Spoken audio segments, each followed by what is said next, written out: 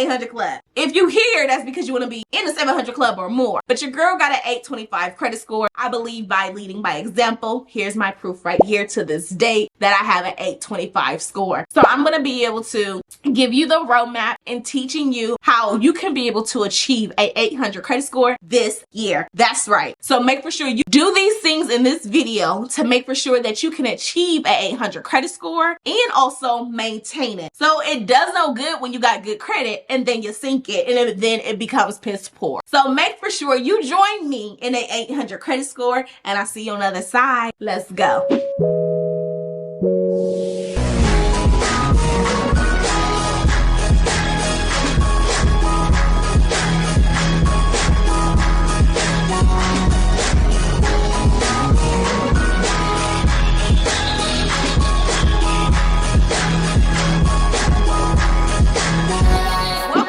Welcome to the 700 Club. I'm gonna need you, that's right, you, to leave that 4, that 5, and that 600 credit score at the door. I am your girl, Nika Johnson, a credit coach and budgeting expert. And today, I will be teaching you on how to achieve an 800 credit score. That's right. We all want to be in the 800 club. If you here, that's because you want to be in the 700 club or more. But your girl got an 825 credit score. I believe by leading by example. Here's my proof right here to this date that I have an 825 score. So I'm going to be able to give you the roadmap and teaching you how you can be able to achieve a 800 credit score this year. That's right. So we got a lot of information and a lot of ground to cover. So make for sure that you are grabbing your pen and your pad so you can be able to take notes, and make for sure you are watching the video to the very end because I have some bonuses and something in mind that just for you. That's right. So make for sure that you stay until the very end. And while we are here, make for sure you like and comment and subscribe to the channel. Turn on your post notifications and show your girl some love. Now understand, credit was never talked about in schools. It was the unspoken truth. You know, it was a foreign language. It's something that is passed by. It's something that we don't talk about no matter how important it is and how your credit score impacts as a person. No matter what, if you wasn't taught in schools or in the education system about what is credit and why it's important, or if your parents didn't teach you and they sunk your credit before you can even have an opportunity because they was putting things in your name like a cable bill or a phone bill before you could talk or walk, or let alone have a first job, it's okay. I'm going to give you the tips that you need to implement starting today. That's right. Implement these tips today so you can be a step closer to joining me in the 800 Club. Look, I know the credit score systems for us, it may seem like it's unrealistic that no matter what you do, you just don't understand. And that's why I am here as your credit coach. Your credit score ranges from a 300 to an 850. So what you want to do is make for sure you understand the range of scores, right? There's 5 primary components that makes up your credit score. So as you can see on the map that your credit score is broken up to 5 primary components. The first thing that impacts your credit score is going to be your payment history. And this is why you want to prioritize paying your bills on time. So no matter what you do, pay your bills on or before the due date. That doesn't mean when you want to. That doesn't mean borrow money and I pay you whenever you get it, or you just go avoid it and you ain't worried about it. You ever had a piece of mail or bill and you slide it over like, oh, I get to it when I can? It don't work like that. So make for sure that you are prioritizing your payment history. Make for sure that it's fit within your pay period. So if you get paid funny of weekly, bi-weekly, only monthly, the 1st and the 15th, or you know, the 15th and the last day of the month, however you get paid, make for sure that you are paying on or before your due date. Simply put, by paying on time, that is going to reduce your risk. So when we're thinking about credit, it's more so like it's a game. It's a game of life. It shows your ability to handle debt in a positive or negative manner. What are you want to tell people? You don't have time to talk. A lot of times you submit an application over the phone or online. They don't really care about what happened to you in life. They want to know if you pay on time. And how they're going to get that information is by pulling your credit report. So your credit report, just think about it like if we lived in this world and you could go to the gas station and you could see all these different credit scores above people's head. You know, should I do business with this person? Should I be friends with this person? Things like that. Your credit score impacts so much, such as renting an apartment, renting a house, to be able to buy a house, to be able to get a car. Are you going to get a cash car? Are you going to be able to get a car from a reliable dealership? Or is it going to be a buy here, pay here, and then it's a limit car? As soon as you drive it off the lot, it breaks down. What is it going to be? Your credit is going to impact if you got to put a deposit on a credit card or not. If you need to put a deposit on a rental car, or your buying power, such as, are you getting $200 and $500 credit card limits? Or are you getting $20,000 and $50,000 credit card limits? There's a huge difference. But ultimately, it's not because the color of your skin, it's the lack of accountability of paying your bills on time. At the end of the day, all our money is green, and no, you have not been taught about it, but you're being taught now. So make for sure you are doing these things so you can become a part of the 800 credit score with me. So while we're talking about payment history, I want to show you examples of looking at this account of the different payment history. As you see this account, you can look at the payment history and showing that it's paid on time. When you think about it, you only get 12 months out the year. You have a due date that's once a month. So in a calendar period from January to December, from January 1st to December 31st, you have 12 opportunities to pay on time. So that means, let's say that you are late 3 out of the 12. That's a bad probability. Let's say that you are only paying on time 10 out of the 12 times. That shows you only get 12 times. 12. That's not a lot. It's 365 days out the year, but you, in a month period, you have one due date. It's up to you to pay on time. You are responsible for paying on time. So when you're doing business and you sign that contract saying that you agree to be able to get these goods or services rendered on a credit and going to pay it at a later date, you want to make for sure that you keep your word on the end of the deal.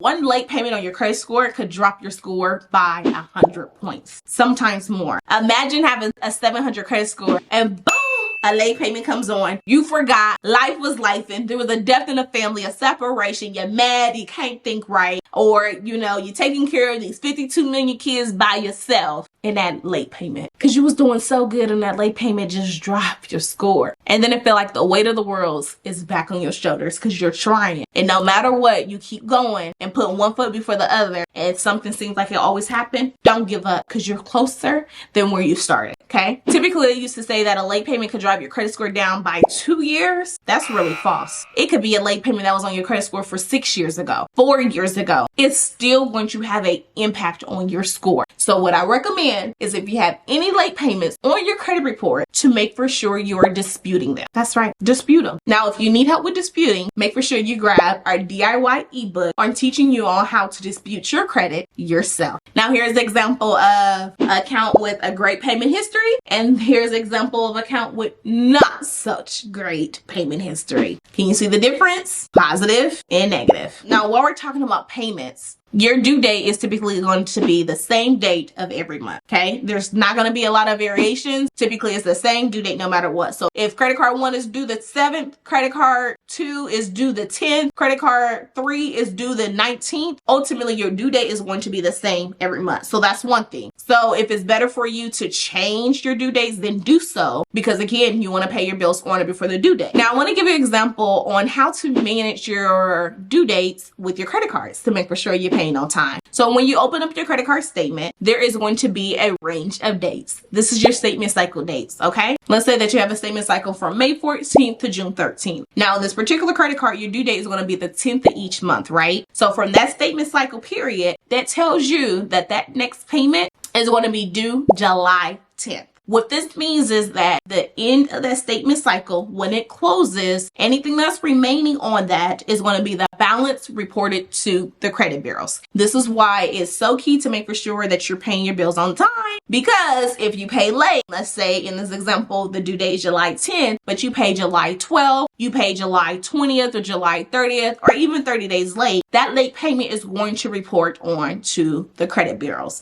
and that could drop your credit score down by over 100 points. So it's really key to make for sure that you know when is your due date. If you don't know, you can call. There's that 800 number on the back of your card. You can look at the bottom of your statement cycle. You could Google it, but make for sure you're calling and make for sure that you understand when is your due date. And you can set up reminders and alerts as reminders through text messages or emails reminding you. Put it in your phone, for crying out sake. Whatever it is, make for sure that you're paying your bills on time. A lot of people just really do not understand this concept. And I think it's really easy to understand. If you borrow money, you pay it back. Simply put, if somebody borrow money from you, you're gonna want it back. It's the same concept to the banks, the creditors, these lenders that you're getting money from. Don't get mad. Oh my gosh, the interest rate's so high. Baby, you knew that when you signed them documents. You knew the interest rates was high. Your credit tells you, your credit is bad. So why would you think that because you have bad credit that you was going to get a good interest rate? This is why these things matter. Because if you're paying late, not only are you going to have a late fee, you're going to become a higher risk, potentially closing out your accounts and defaulting on your loans. So it is imperative to make for sure that you're paying your bills on time. But essentially, this is just an example of a billing cycle for example purposes. Make for sure that you're looking at your statement so you can know what is your billing statement cycle. Now, while we're talking about payments, you can make the minimum payments. You want to at least always make the minimum payments no matter what. But I encourage you to pay your balances in full. This is what's going to help you. So, could you make minimum payments? Absolutely. But pay your bills in full, which is going to help you get an 800 credit score. You do not have to keep a balance each month. That is false.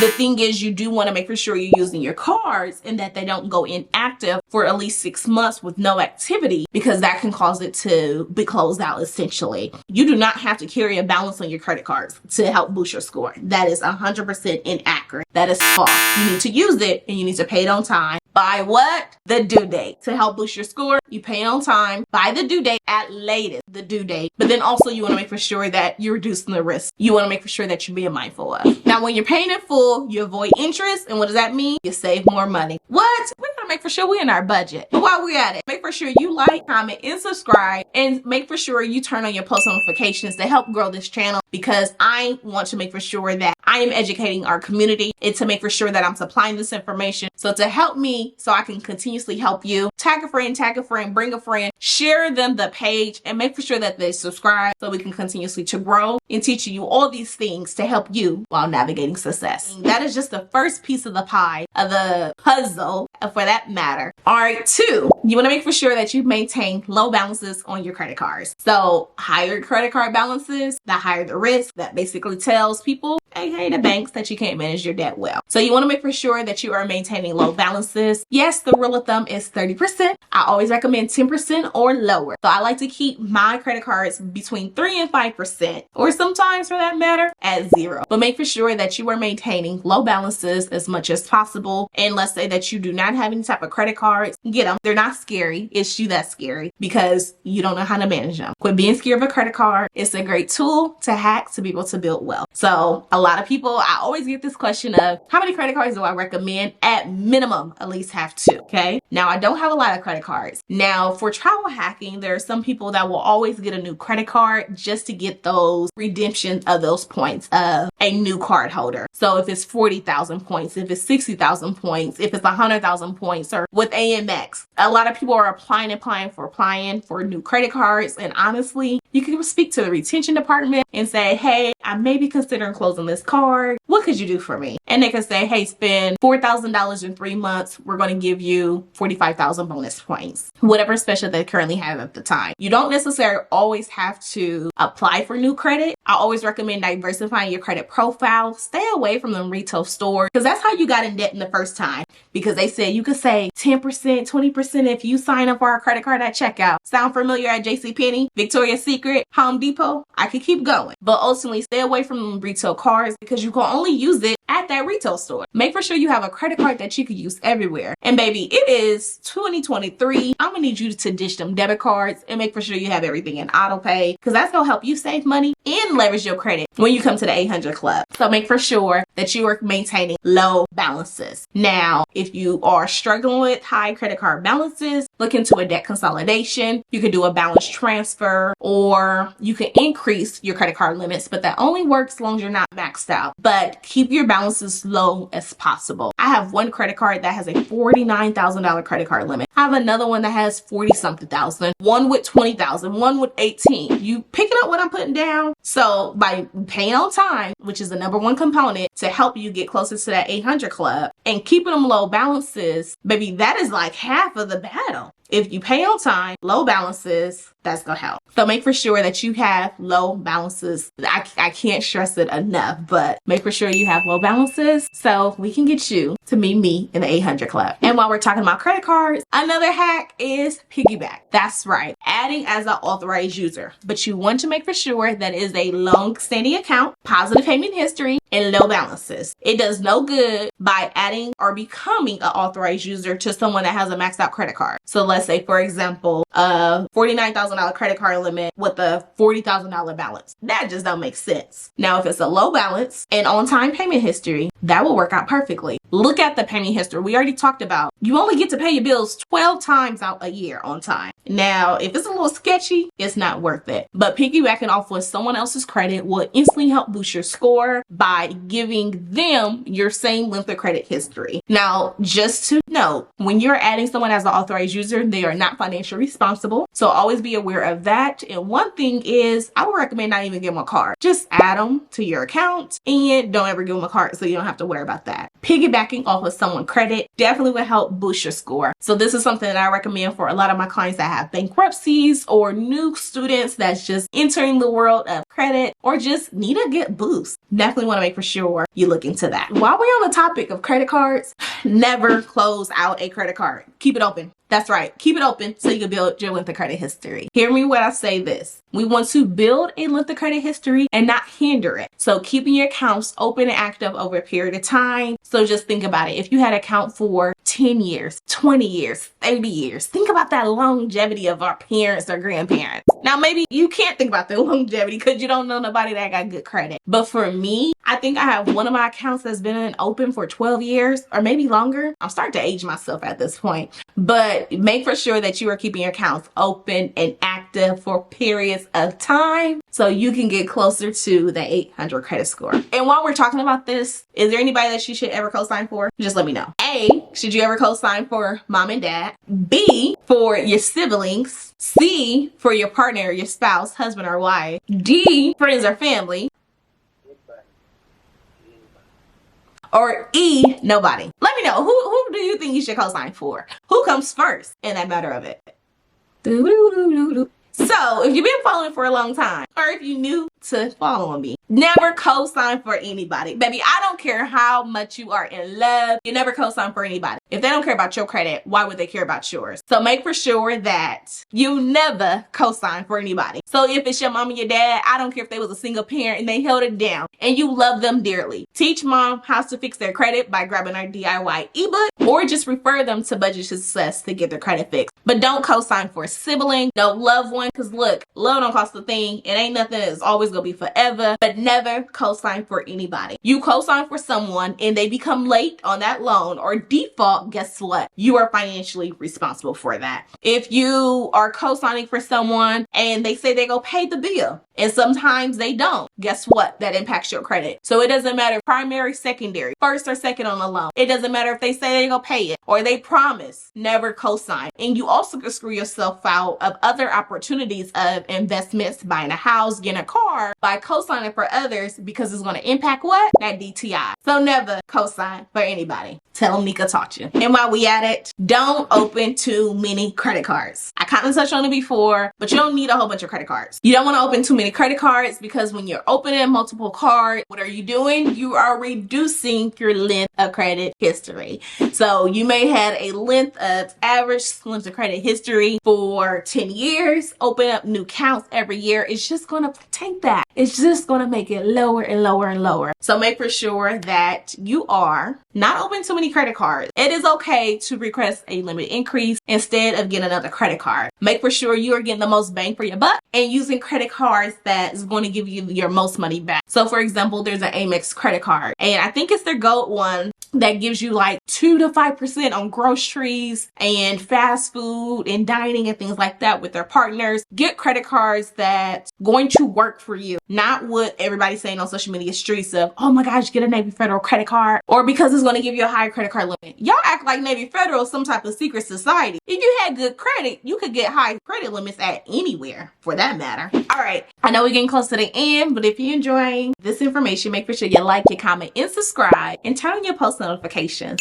But the next component that makes up that 800 credit score, I know it's a small percentage, but baby, it matters. You need more than just credit cards. That's right. You need more than just 2 credit cards reporting on your credit report. You want to diversify your credit portfolio, aka that GPA. So 10% of your score is going to be types of credit, okay? That types of credit tells the creditor when they're pulling your credit. So whenever you're seeking to get funding, to get loans, anything such as they're pulling your credit, they want to know how well can you manage this. And you can't tell them and say, oh, I promise I'm going to pay this back. That credit report is going to talk for you, okay? So you can't just talk to underwriters sometimes. It's you submit the application online and sometimes they may not even follow up. It's either approved or denied, but ultimately that credit report is talking for you. So make for sure that you're diversifying your credit profile. Now, sometimes you may have to inquire debt to boost your score. And I know it sounds crazy, but it may be a small $500 loan at your bank. So think about for the summertime or the holiday.